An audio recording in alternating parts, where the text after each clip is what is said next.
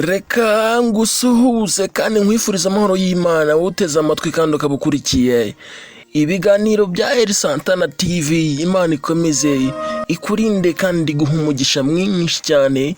Ibuka gukora subscribe, like, share ndetse na comment kugira ngo tujye tubana neza cyane mu bintu byose nzajya mbagezaho, yaba amakuru ndetse n'ibindi byose bigiye bitandukanye muzajya mukurikira hano kuri Santana TV. Inkuru nkuzaniye rero uyu munsi ni inkuru ibabaje, inkuru iteye agahinda gakomeye cyane. Umutwe rero w'iyo nkuru uragira uti Amayobera ku rupfu rw'umunyeshuri w'imyaka 12 wo muri Ecole de Sciences do Musanze. Ni ukuvuga ngo ni ishuri riherereye mu mujyi wa Musanze. Urupfu rw'uyu munyeshuri w'umukobwa uri mu kigero cy'imyaka 12 wigaga mu ishuri ryisumbuye rya Ecole de Sciences do Musanze riherereye mu karere ka Musanze rukomeje gutera urujijo rukomeye cyane. Uyu munyeshuri rero akaba yigaga mu mwaka wa mbere w'amashuri yisumbuye. Uyu mwana akaba yitwa Umuhire Ange Cecile, akaba yapfuye mu mpera z'icyumweru gishize.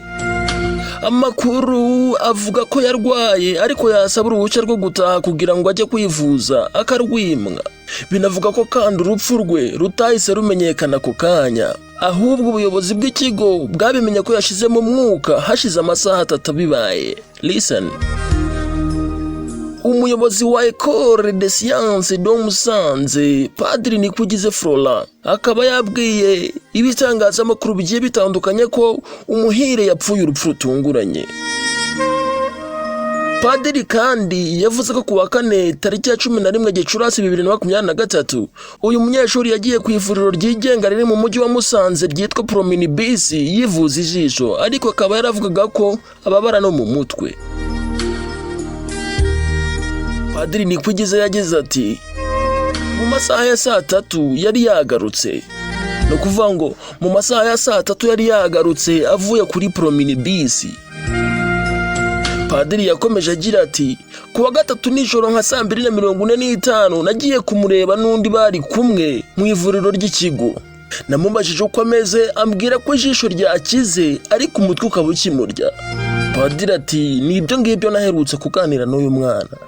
Padiri rero ngo nyuma yakiriye amakuru ko uyu mwana yitabye Imana, ngo yabibwiwe n'umuforomo wo mu bitaro bya Ruhengeri.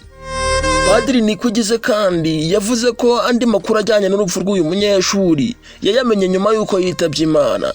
Ngo yabwiwe ko kuwa gatanu nijoro Umuhire yararanye na mukuru we wiga mu mwaka wa 4, no kuvuga aho ngaho kuri Ecole de Sciences do Musanze.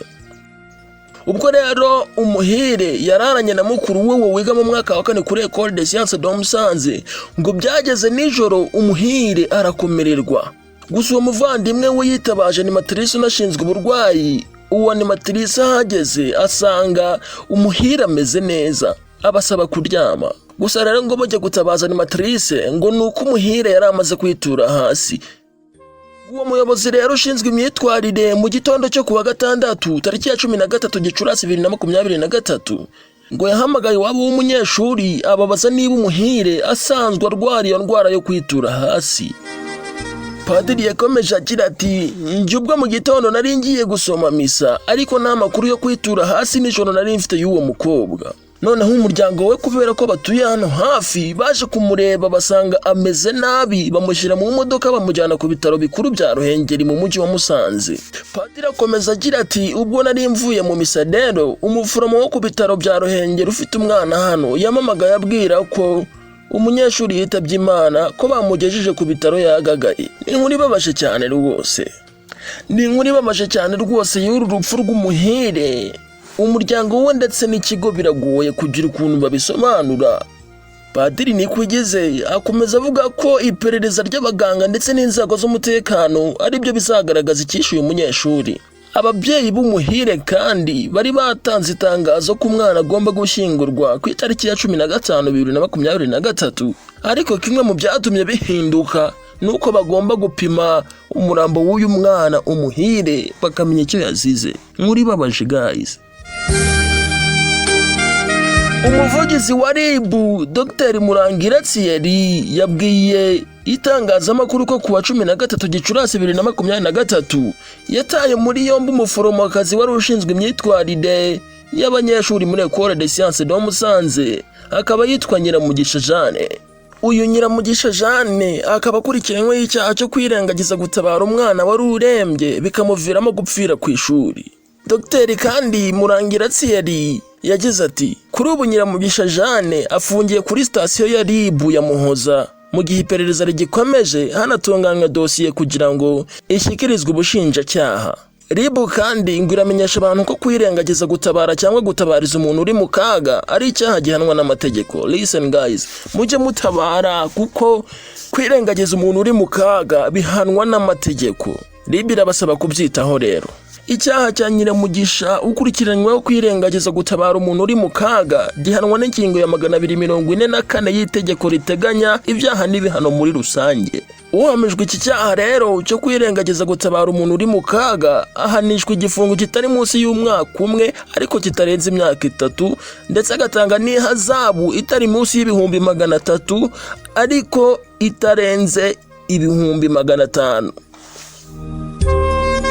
Umuryango w'umuhire Ange Cecile mukomeze kwihangana kandi Ange Cecile Imana ikomeze imuhe iruhuko ridashira kandi mutuze aheza mu ijuru.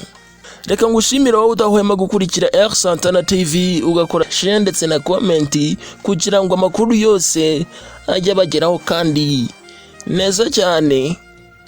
Murakoze cyane, Imana ikomeze ibishimire.